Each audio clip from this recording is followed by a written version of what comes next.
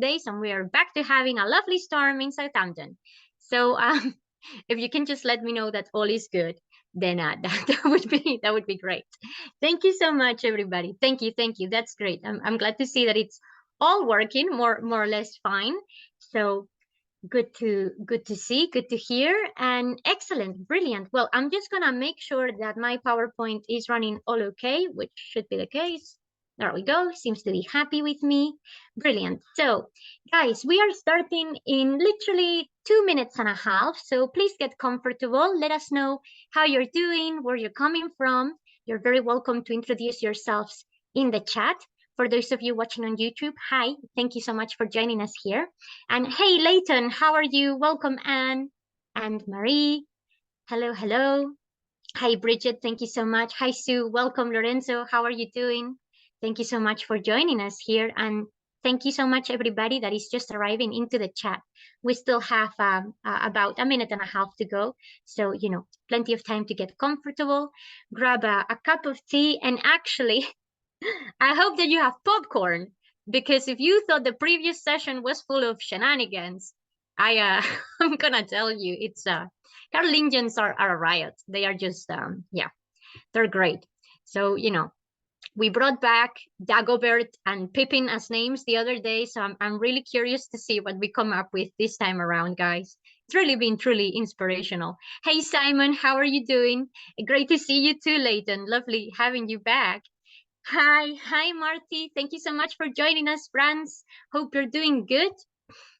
Excellent, brilliant. Well, let me just bring back the PowerPoint to a place where I can see it. Super, great. Hi, Jan. Thank you so much for joining us. Hope you're doing good. We're gonna be getting started in just well, under a minute now, or well, roughly about a minute. And yes, happy Mother's Day to anybody who may have been celebrating this last weekend. It was weird for me because Mother's Day was on the first Sunday of May in Spain, and in the UK it was actually in March. So, one of those things. And Simon, if you have a question, you can just drop it in the chat directly. People cannot unmute on this chat. If that's what you're trying to do, that's not gonna work. So, yeah, if you have a question or any problem, just drop me a message into the chat itself, and I'll be able to sort it out that way. No worries. Excellent. Thank you so much, Barbara. Welcome, Carol. How are you doing? I learned all these ages ago without the humor part. I'm glad that it's coming back at least a bit more, straightforward, Marie. Hi, Yashrith. Welcome. Thank you so much for joining us here. Excellent. No worries. Brilliant. And well, we are literally just about to get started in just a sec. Hi, Michelle. Welcome, Betty. Hi, Dolores. How are you doing? Katerina. Welcome back, Maria. How are you? Hi, JMMNAC. Thank you so much for joining us from Cornwall. Welcome, everybody. Thanks so much for being here. Hi, Helen. Thank you so much for being back. And hey, Linda. Welcome, Ellen. Hi, Sonia. Hope you're doing good. And excellent. Well, I believe it's time to get started, guys. So the chat will now be closed until the end of the tour or the talk. Remember that you are welcome to ask questions when we are set at the end. But for now, the chat is officially closed.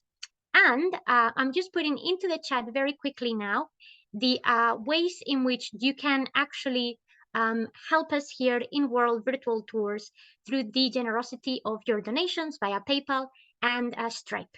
If you ever have any problems with the PayPal and Stripe links, just let us know, and we will actually, essentially get you a hand. And please allow me to get rid of some people who are causing problems, and I'm gonna have to, of course, sort them out. So yes, I can see the issue in there. I am just getting through to it, so please bear with, because Zoom takes a moment or two to process this. So Thanks so much for your patience.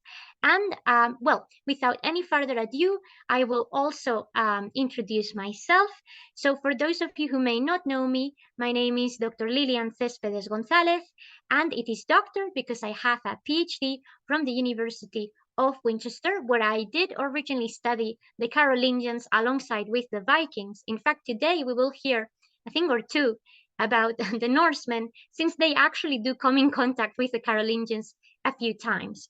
But just very quickly, so that everybody's on the same page, if you missed the class from last week, do not worry, because everything that we're going to be doing today is essentially self-contained. So, no need to have the previous knowledge.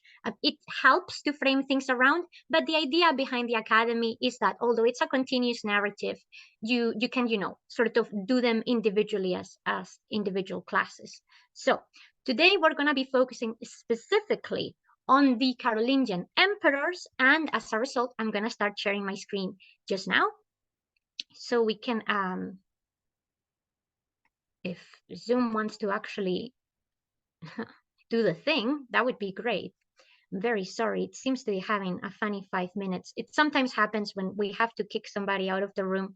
It kind of gets confused for a little while, until then it realizes that it doesn't have to do anything extra anymore. Okay, fine, we're good. So starting from the very beginning, session 2, today just Carolingian emperors. So the first thing that I wanted to do, whether this was new or not, was giving you a little bit of context. So this is essentially the context of the empire and the emperors. The map that you see on time-lapse at the bottom essentially goes from before the emperors themselves all the way through to the imperial time of the Carolingians, just so you can see how the territory kind of grew.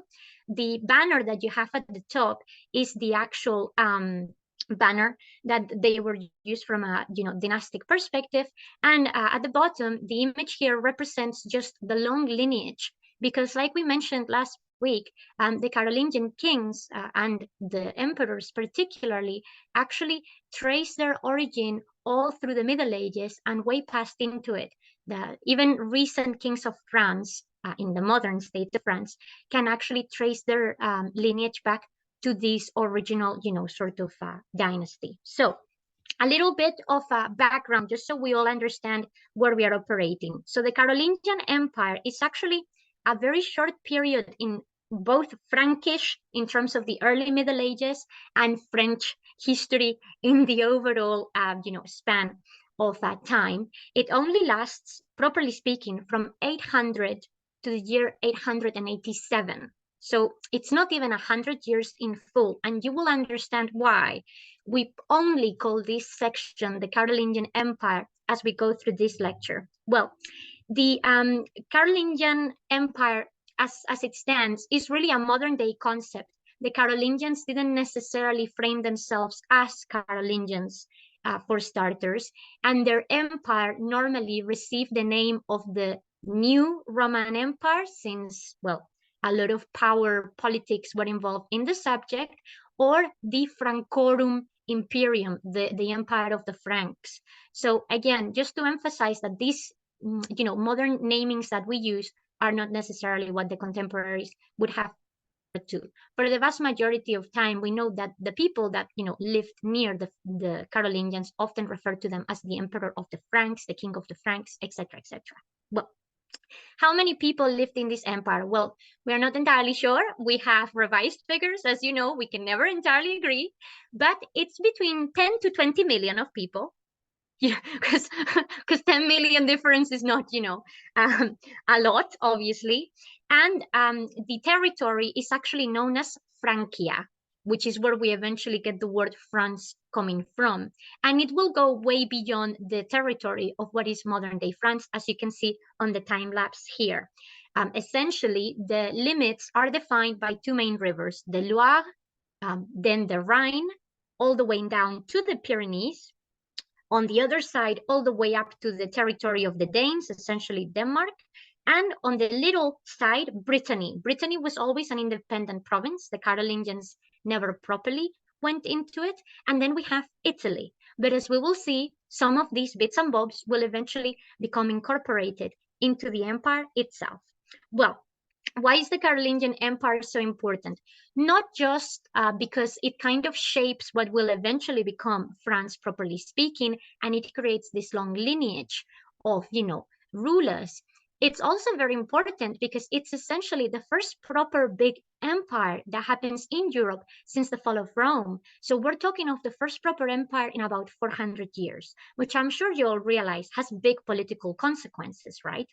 And well, indeed, the Carolingians are going to utilize this Roman legacy for their advantage. Well, the other thing that is very important is that in many ways, the legacy of the Carolingians survives in another dynasty that will take over and that will go to form the Holy Roman Empire. But, a lot of the history of sort of Western and Central Europe ends up quite mixed together during this time period of time. So these things are really not all that surprising.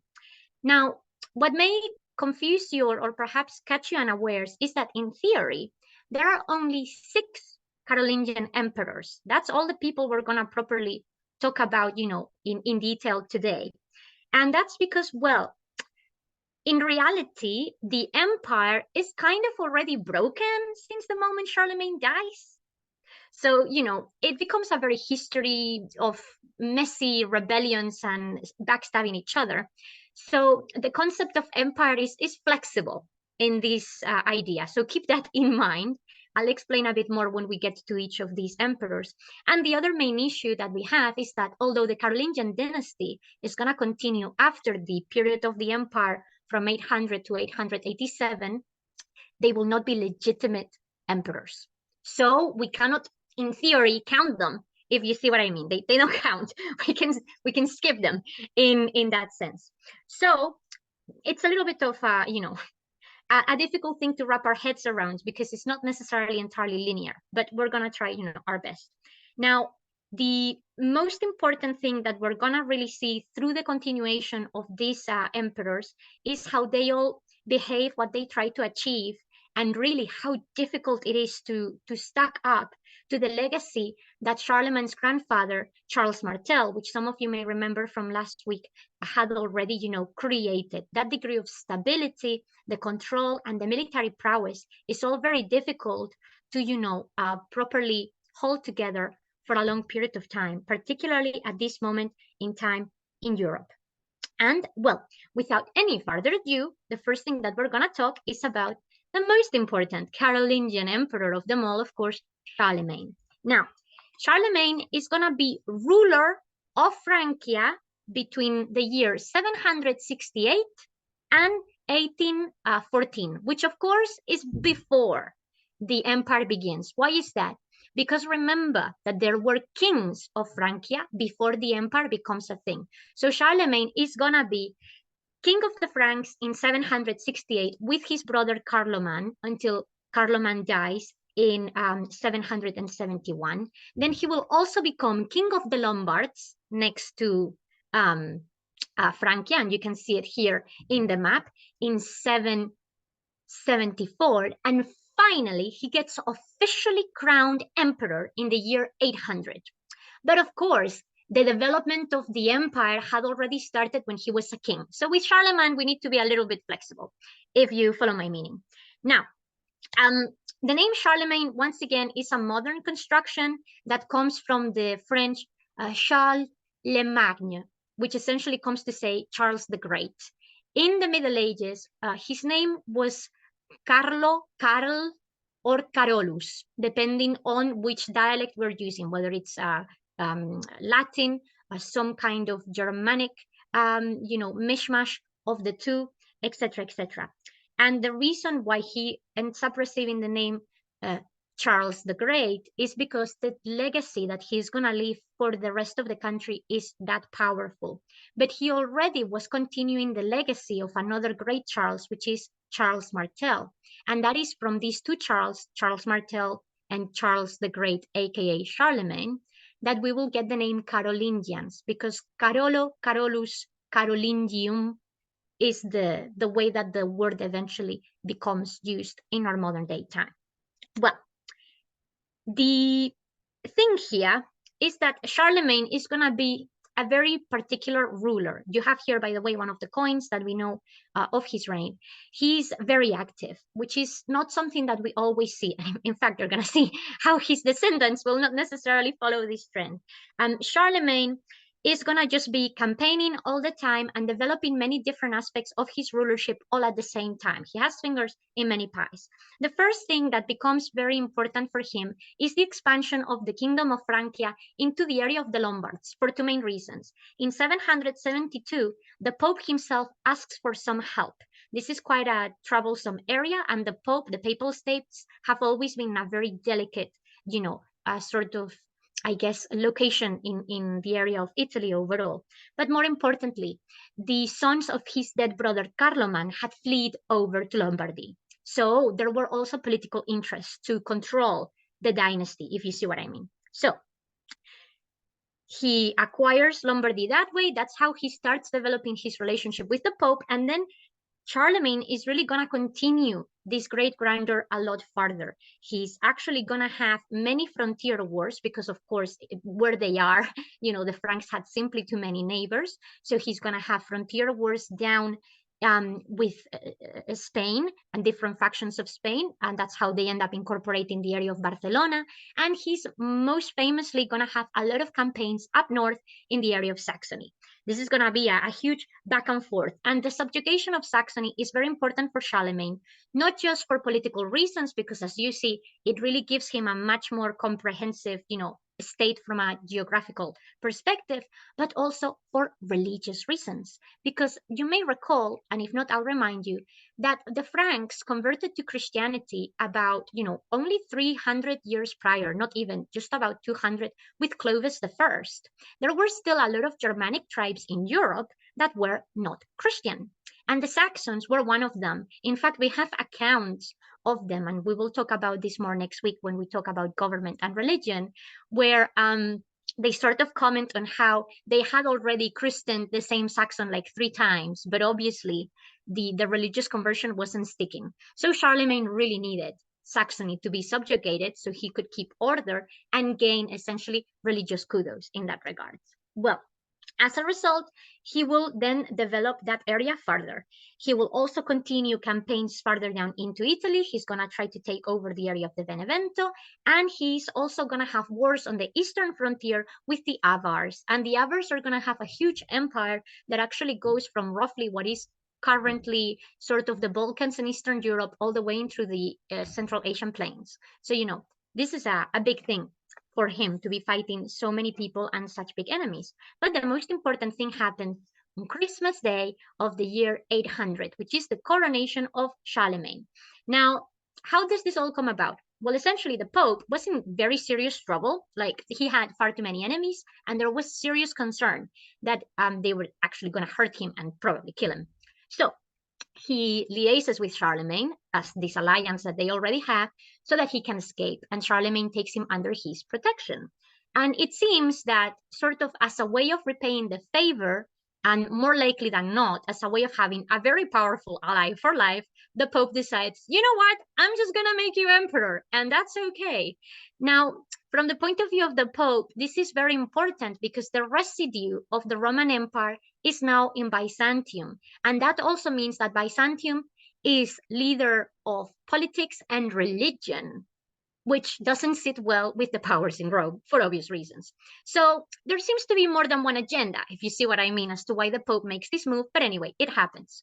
In the sources, though, when you go and look at it into the early medieval literature, it's quite confusing because some sources sort of say that Charlemagne didn't have a clue that this was all happening, and it kind of catches him by surprise. He didn't want to be emperor, apparently. Who wouldn't? And if you see what I mean.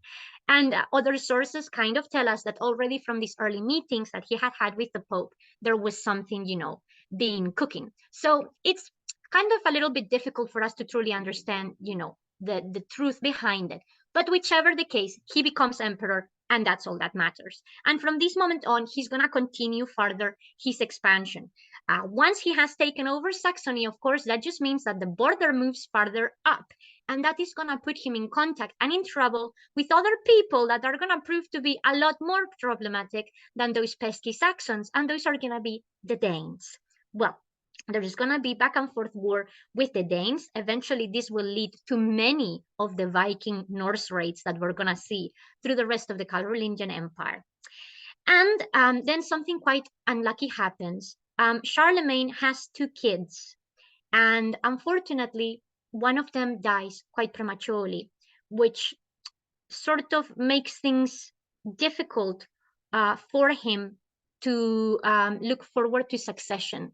In Germanic tradition, it's not like, for example, the way you would expect land to be split. It's not necessarily all given to one child and then we move on. They tend to split the kingdoms, and they tend to often even elect kings in some way. So Charlemagne has a problem because now he only has one heir, and that can put him in a sticky situation. But anyway, despite all of this trouble, the man manages to create a very long period of prosperity for Frankia and overall peace, because although there was war in the frontiers, the actual core of the empire was safe. And more importantly, as a very learned man, during the time of Charlemagne, we see, well, the arts flourishing. Here we have Charlemagne in company of supposedly Alcuin, who's going to be one of the chroniclers of the period. And as a result, we experience what some historians, but we don't have a lot of consensus on this, have identified as the Carolingian Renaissance, which is essentially the world of Charlemagne. And the most iconic aspect of this is what you see here, the Palatine Chapel in the Imperial Palace in Aachen, which is where the capital of the empire is going to be. As you see, this is a wonder of architecture, painting, everything. And we really see all of the arts in their multiple shapes and forms flourish under the patronage of Charlemagne.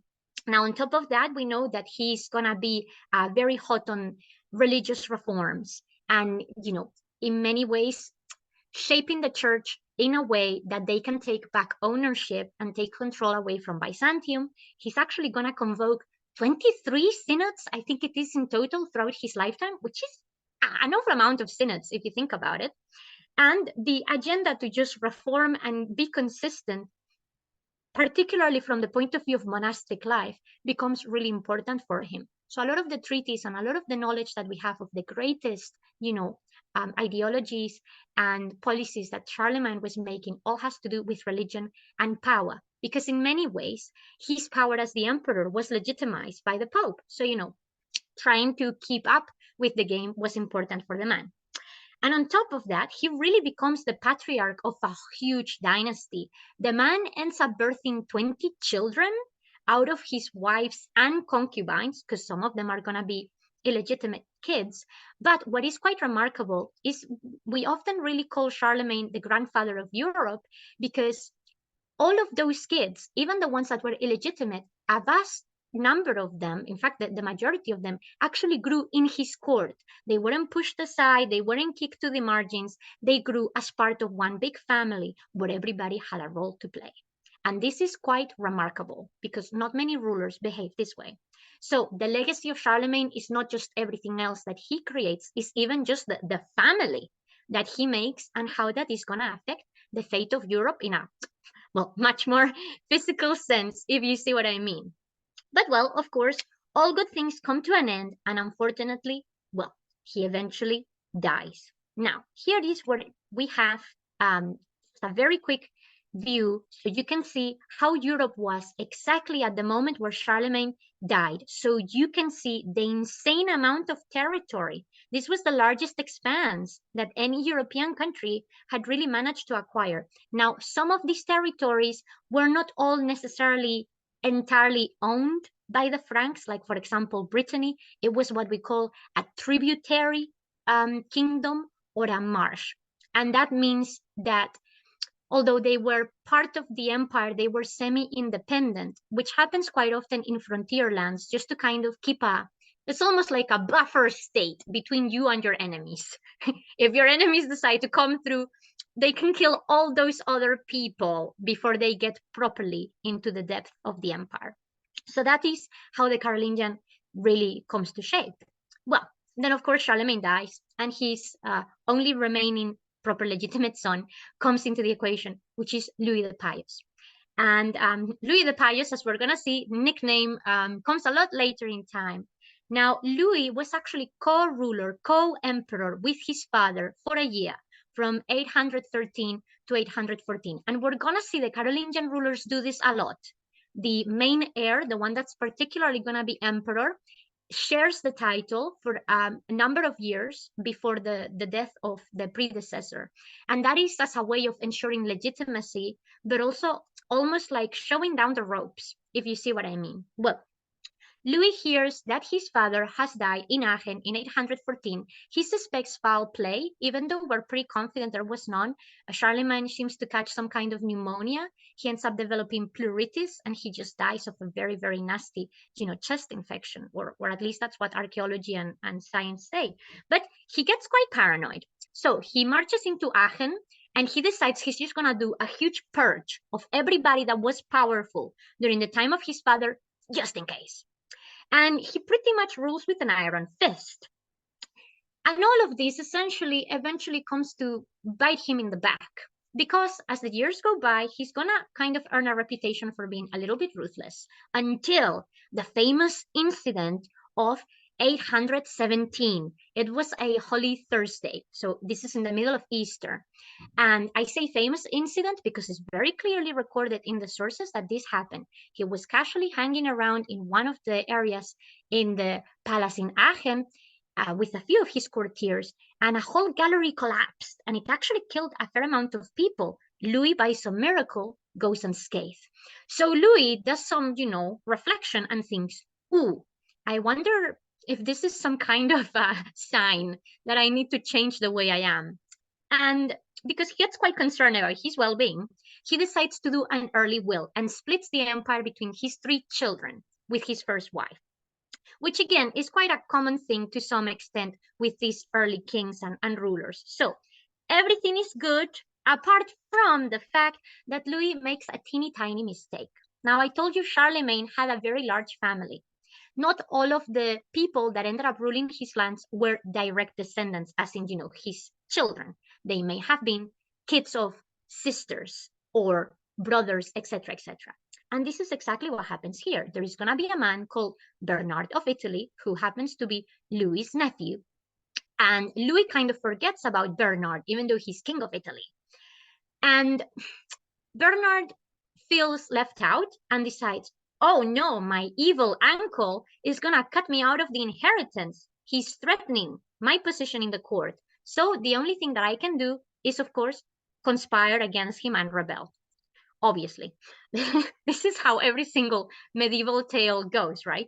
So, of course, Louis ends up hearing of this conspiracy of his nephew and decides that instead of, checking what it's all about, he's just going to march the whole Carolingian army into the area of Italy because he can. And of course, at that moment in time, Bernard goes, whoa, I was really just worried that you were, not necessarily treating me fairly. Can we talk? He surrenders, or rather, Louis captures Bernard and drags him back to Aachen, where he asks for his execution as a traitor, which is a big thing. Now, everybody in court decides that this is kind of a bit extreme, and they deny him to kill his nephew, right? But instead, Louis decides that this needs to go punished. So what Louis is going to decide to do is blind his nephew, which, by the way, is a very common punishment for treason in the early Middle Ages. Now, as I'm sure you can imagine, the procedure through which to make someone blind in the 9th century isn't necessarily pleasant. So Bernard does not survive the process, let's just say that, and dies. And as a result, Louis apparently ends up with a very heavy conscience. I wonder why. And this kind of starts rolling around in his head to the point that eventually in 822, he decides this burden is too much for him to carry and he needs to repent, right? And well, he's going to go in this big campaign of penance to ask for absolution and forgiveness for the awful thing that he did to his nephew. Credit to the man what it's due. And that is how he receives the name Louis the Pious, even though obviously up until that moment in time, maybe not so much.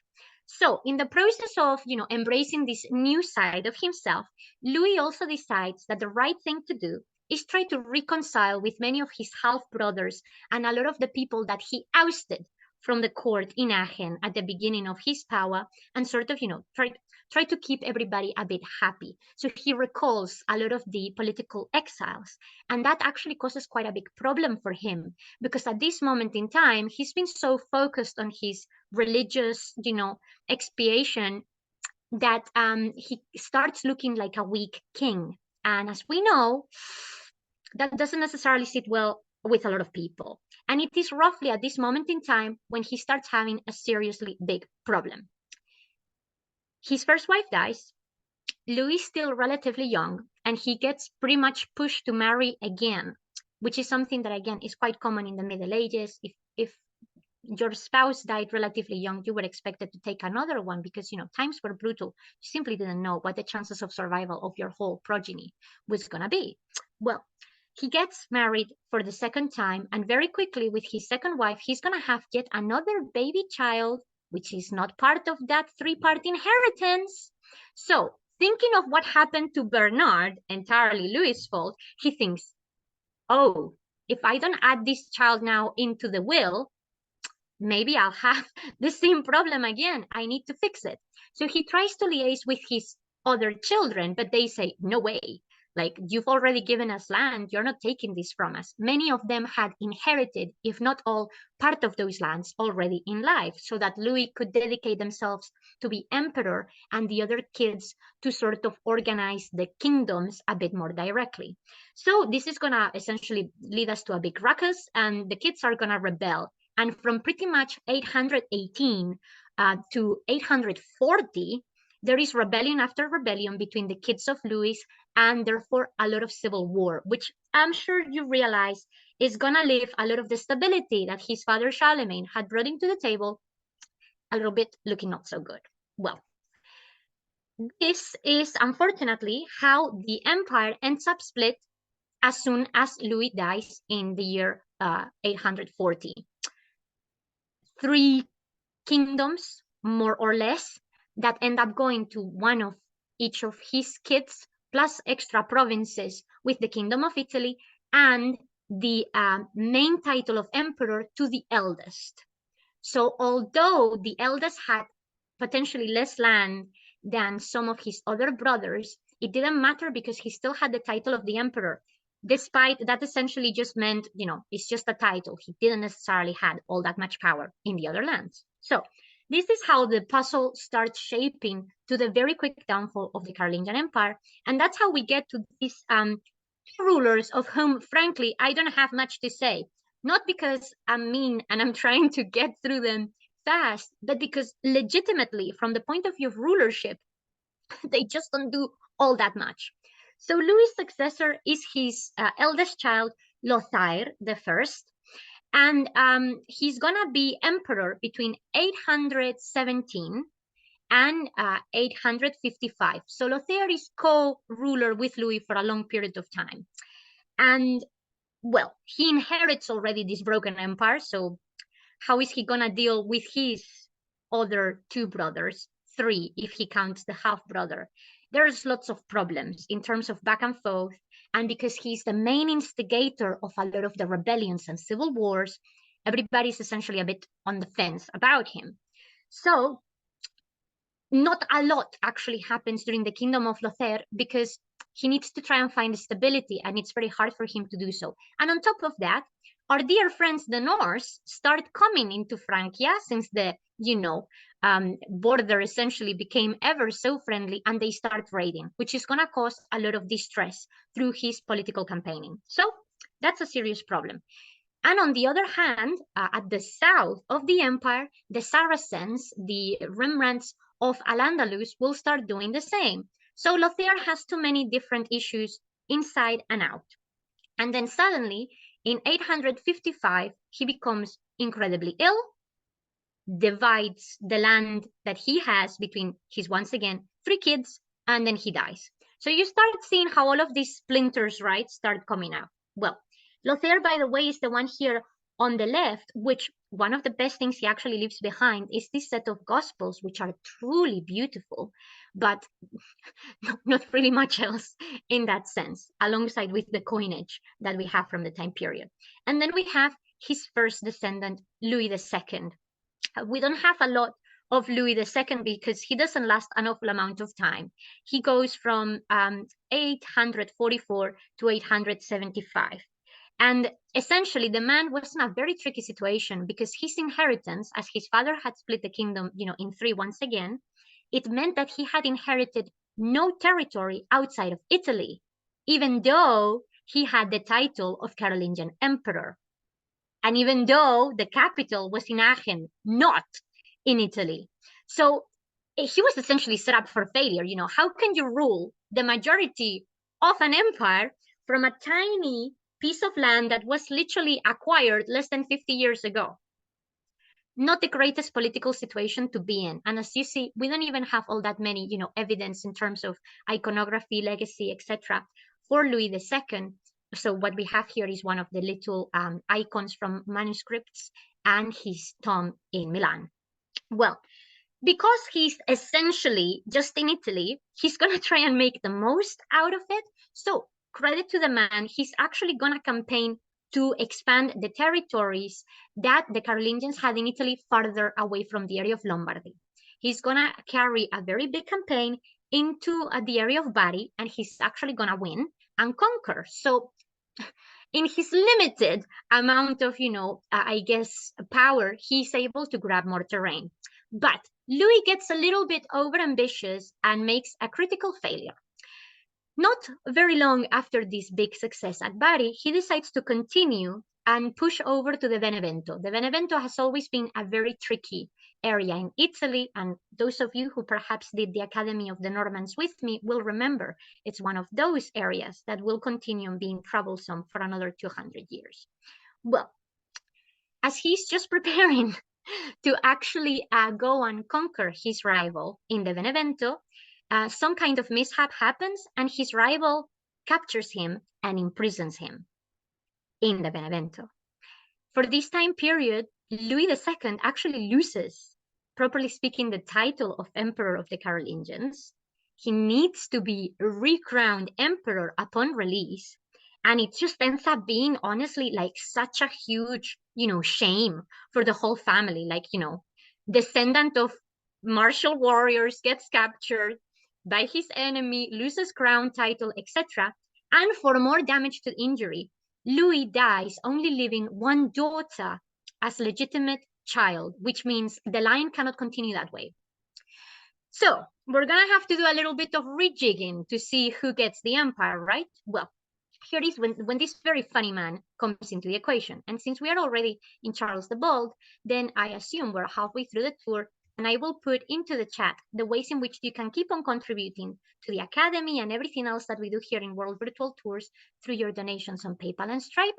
And you also have in there the links to the upcoming tours and talks that we're doing over the next few days. Remember that we have my new tour of Winchester later on this week on the 17th. Well, Charles the Bold. Now, Charles the Bold really doesn't last a lot of time, literally less than candy at the entrance of, a primary school.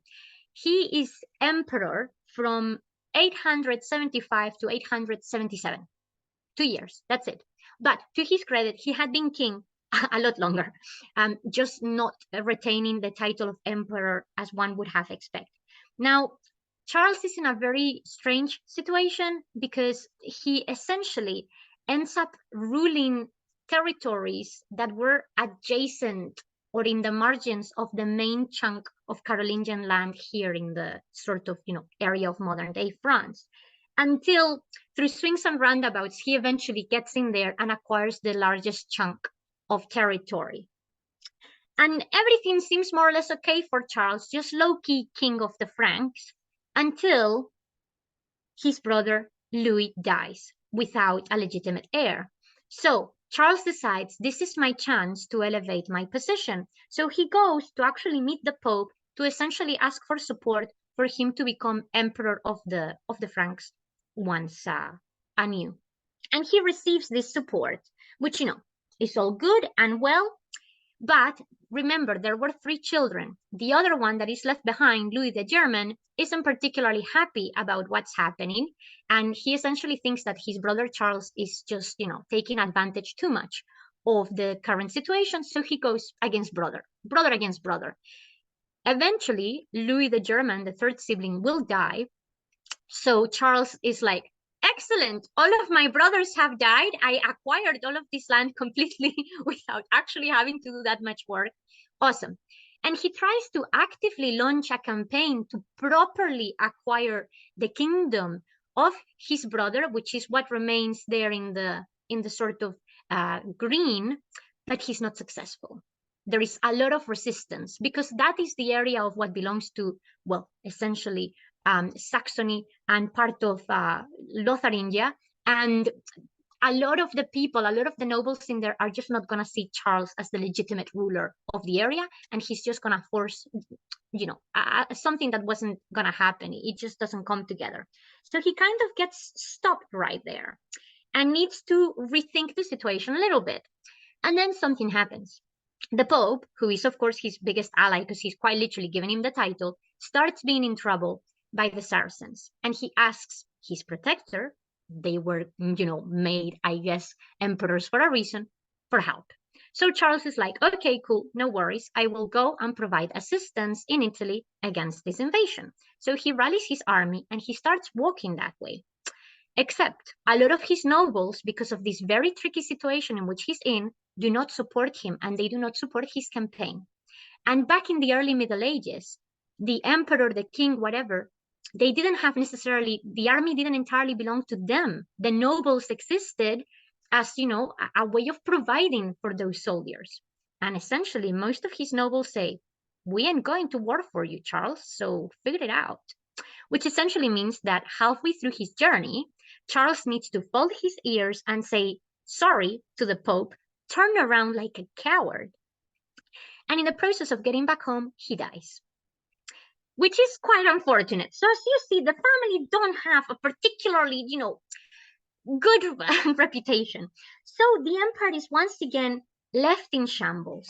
And who is going to inherit?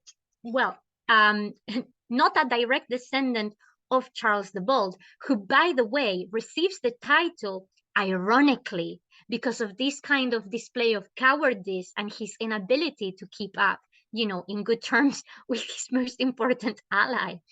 So, the people in the Middle Ages are funny. They have a sense of humor. And this is how we now have a new and last emperor, because here comes into the equation the emperor, perhaps with the perhaps most insulting and funniest name, which is, well, this gentleman incoming here. And this is, well, Charles the Fat. Now, it's very weird. We don't actually know why Charles the Fat is actually called Charles the Fat, because we don't have a single record from Carolingian times. There are chroniclers, there are going to be people in his court that have a tendency of remarking on these things. Nobody ever mentions anything about the weight, the extra weight or lack of weight of this king whatsoever, or other elements that could potentially lead us to believe that he could be indeed fat or perceived to be a larger person. He doesn't seem to suffer from gout, which is a relatively common illness in the Middle Ages, particularly on the upper classes, and that tends to accumulate, fat in very specific areas of the body and make you quite, ill. So doesn't seem to be that way.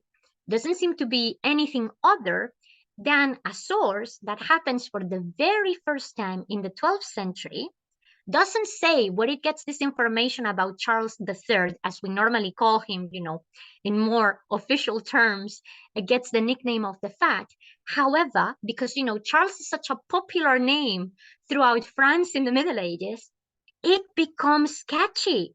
So it's almost impossible to stop people from just calling him Charles the Fat.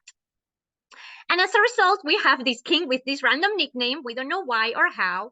And this is how he has gone down in history.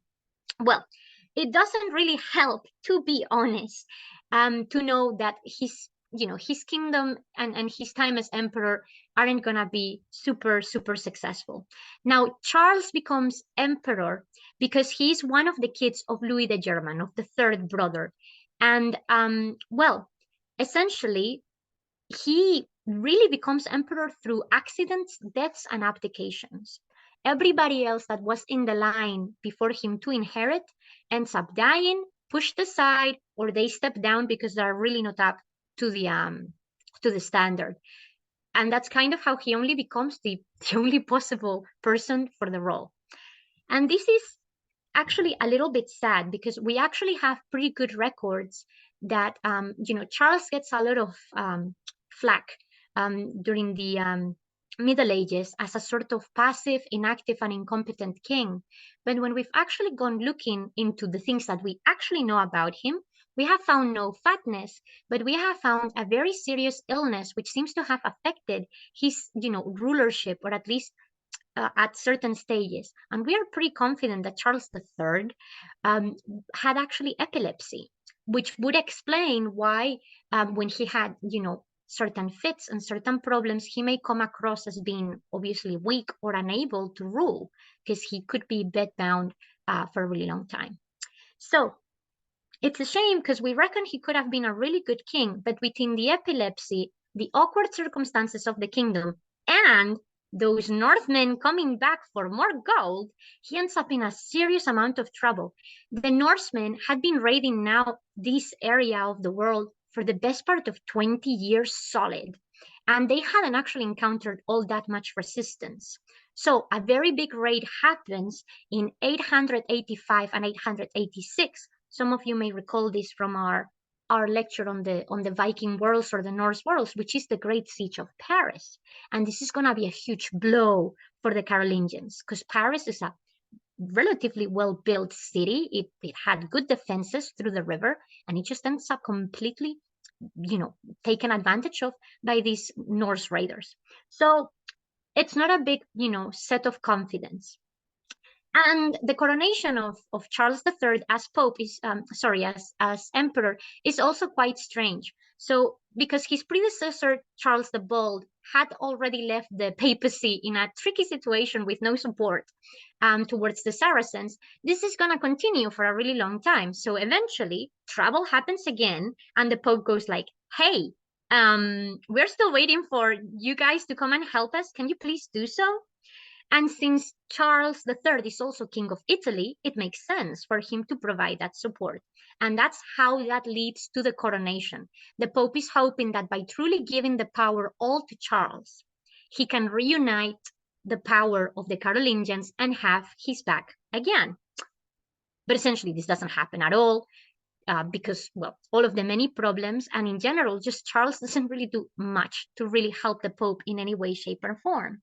So this all ends up being a very nasty situation where we have really bad management of politics, of the land, and of succession, because through really bad luck, Charles III ends up in a situation where he has not a single legitimate child that can inherit his kingdom or the empire.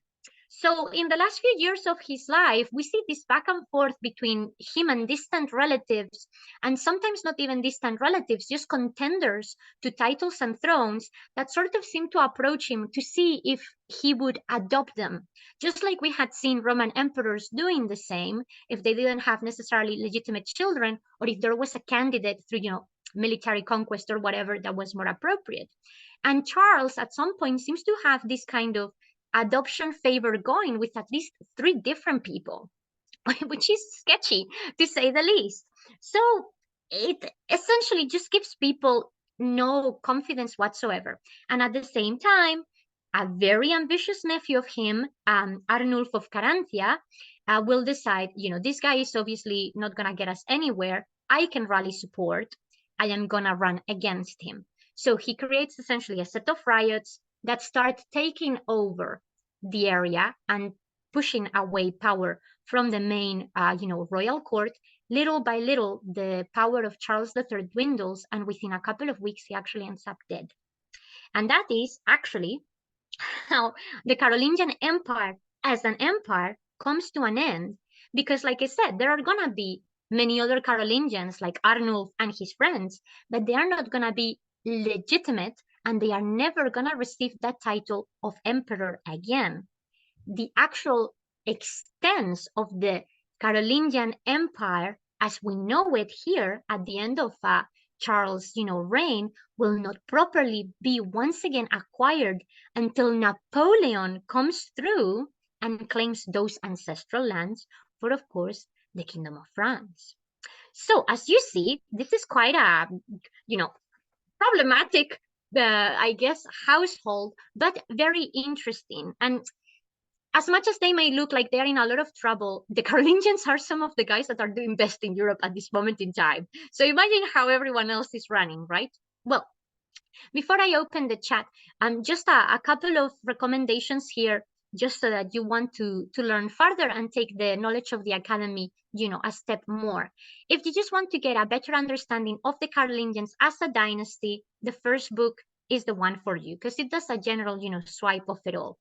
The one by Schutz, Carolingians in Central Europe, is one of the most important textbooks that we normally end up working with in university. And the one by J. Story, Charlemagne, Empire and Society, is really crucial if you truly want to understand how he made it all happen, and then everyone else, essentially let it flop.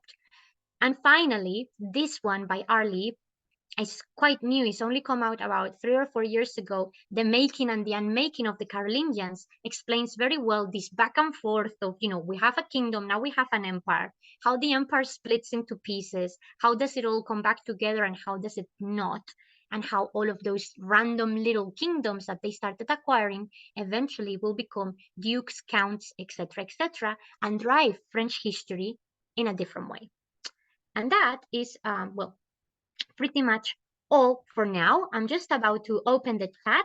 So if you have any questions, the chat is now open and you are very welcome to fire away. Let me just make sure that that is open now. And well, like I said, any thoughts, feelings, ideas, I would love to hear from you guys. But as you see, this is the main problem that we have in the early Middle Ages. It's just a big mess, and it's very difficult to keep proper due record in a diligent way of all of these changes in dynasties, in heirs, in everybody. So I do often say, people think that things like Game of Thrones are big novelties or whatever, or they associate them with, inspiration from the later Middle Ages. No way. The War of the Roses wishes that it was as complicated and backstabbing as the Carolingian Empire in that regards. So I hope that has somewhat made some sense, and that you have now a better understanding of how this legitimate dynasty gets through. Right, I can see that there are some comments in the chat. Let me just, Zoom is just bringing it up for me. So let me sort this out. No worries, Asrith. And like I said, sometimes we just get a couple of people there that have funny ways of interacting. So thankfully, I was able to get rid of them pretty quick. No worries. Well, I'm glad that you found that brilliant. It's very kind. I'm glad that has really come across. And I hope that you will eventually be able to figure out the maths as to how many Charles there are in this family, because some days I'm confused myself, frankly. No worries, Mark. Thank you so much. He's very kind. Yes, Charles, funnily enough, yes, it is on catch up. It will be for a few days on YouTube and on World Virtual Tours directly. In fact, I will drop the links into the chat, and if you go into my link, you have the one for the donations first, and then the second one is the one with the upcoming tours. If you go in there as well, you can access it directly that way too. So no worries, but don't leave it too long, because otherwise the YouTube access eventually is lost. No worries, Linda. Thank you so much. I'm glad that is indeed, yes, it's interesting and confusing. I feel you. I was trying to explain to one of my friends what I was going to be talking to you guys about, and they just gave me this look like, huh? What are you even going on about? So I get it. It's not you. It's it's definitely us in that regards. Bandit Queen, hey, are the Dukes of Aquitaine? Yes, 100%. So essentially, we know that some of the big houses like the Dukes of de Valois, Aquitaine, and Burgundy are all descendants of the Carolingians, not all necessarily through Pepin, although many of which were, because Pepin is actually going to be the one that acquires part of that territory originally, but not all of them exactly link themselves through him, but some of the others. But yes, they are indeed descendants from here. In fact, the Valois, the House of Provence, and Burgundy are going to continue in many ways the Carolingian legacy, although under a different banner, way into the 12th and 13th century. So yes, many of those are indeed connected. Likewise with the ones that end up in Germany for what will become the Holy Roman Empire. So, you know, there are a lot of connections in there. Well, I'm glad that you like the map. I did not make the map. It's an open source map that was just used, you know, as a general source. Somebody far smarter than me made the map itself, in that sense. So yes, and the color indeed is helpful to actually try and figure out how all of the things come in together. When you're learning about the early Middle Ages, honestly, looking at maps is very important because land just comes back and forth between so many different people. You need to actually have a pretty good grasp of geography, or otherwise it gets messy very quick. No wonder. Yes, indeed. Thank you so much. But yes, you know, the geography really matters, and that's really why we call it geopolitics, because without a proper knowledge of geography, not just in the Middle Ages, but throughout many, you know, different periods of history, it's difficult to properly follow through with you know, how things happen. No worries, guys. Thank you so much. And yes, well, that's the other thing, Polly. The people in frontier lands end up being in quite nasty situations. It's not always easy for them to know who is their legitimate king, who to pay taxes to.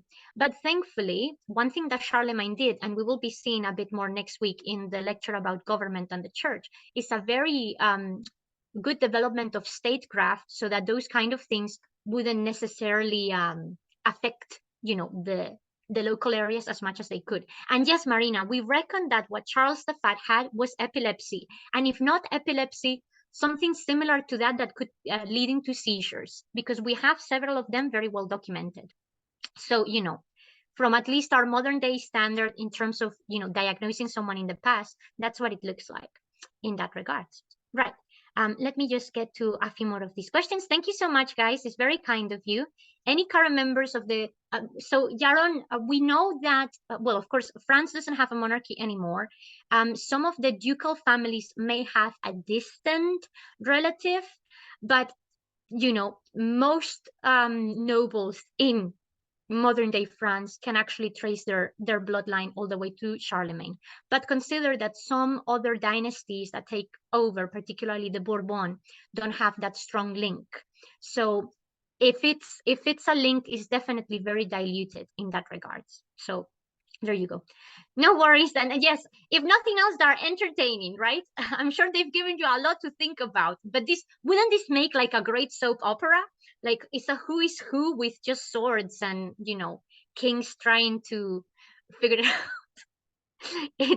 It is indeed very interesting and confusing.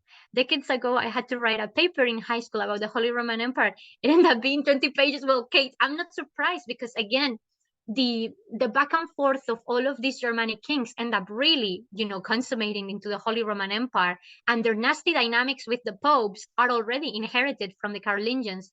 So it's very easy to, you know, overextend oneself.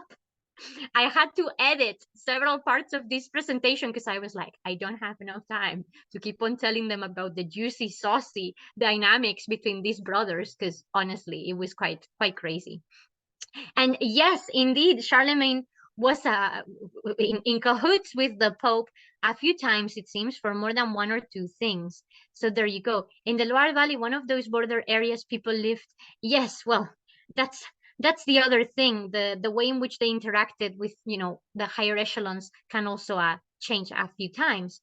Right. I think I have time for maybe a couple more questions. I'm just gonna put one more time in the chat the links to the donations through PayPal and Stripe and through the upcoming tours. And let me see. if I can catch a couple more questions before I sign off for the day. No worries. Thank you so much. Any current? Oh, so that just goes back to what we were saying. Mostly small dukes and counts. But again, like we say, that title of Charlemagne, I was gonna call him Carolus because for me, from the text, he's Carolus, and in Spanish we call him Carolo. But the vast, even ordinary people, because he had so many descendants, and even his grandchildren, and as you see, so many illegitimate children. There are many ties to most people in sort of Western Europe, one way or another, to someone who either was, if not direct descendant of Charlemagne, adjacent in that regards. I wish, oh, no worries. I know, actually, history is one of those things that sometimes doesn't necessarily come across to kids very well. So yes, I hope that somebody will pick this up and take it to some 6-year-olds, maybe not 6-year-olds, but 10-year-olds, who will find this whole back and forth between siblings quite entertaining, right? And I'm sure parents may be able to understand the dynamics of their kids when they have a big family like that. No worries. Thank you so much, guys. Very kind of you. All the lovely messages. I'm very sorry. I know I'm not gonna be able to get to all of the questions in that regard. So sorry sorry about that. And well, somebody have asked about different things that we're gonna do. So in the next week we have the third session, which is specifically about government, empire, and church. But on the fourth one is the contextual lecture, where we will be talking about society, everyday life, women, things that are a bit more loose as a topic, so you understand the bigger implications of the empire. So it's good. And Pranav, stories book is really good, so I am 100% happy with them. The one that gets rid of the Norsemen is going to be Charles the Bald, as in balding, not, bald from being too flashy. A couple of, well, nearly 100 years later, nearly. Not quite, but nearly. And that is pretty much all for today, guys. So I'm going to stop sharing my screen. And yes, happy to help out at any point. I'm just gonna drop you, by the way, the email, because I didn't do it last time, and I know a couple of you had some questions. If you have any questions between sessions, you can contact me there at any point. No worries at all. Happy to answer. And other than that, well, I hope that the week is treating you well. And if you're around on the 17th, I'll see you in Winchester. And if you're coming to Winchester, I actually have some new stuff to show you, because we're going to be talking about a very important Jewish woman, amongst many other things, including the beautiful sights of Winchester Cathedral. And on that note, I'll drop the links there one more time, and I'm wishing you a very lovely rest of your day. Take care of yourselves, guys, and I'll see you later. Bye.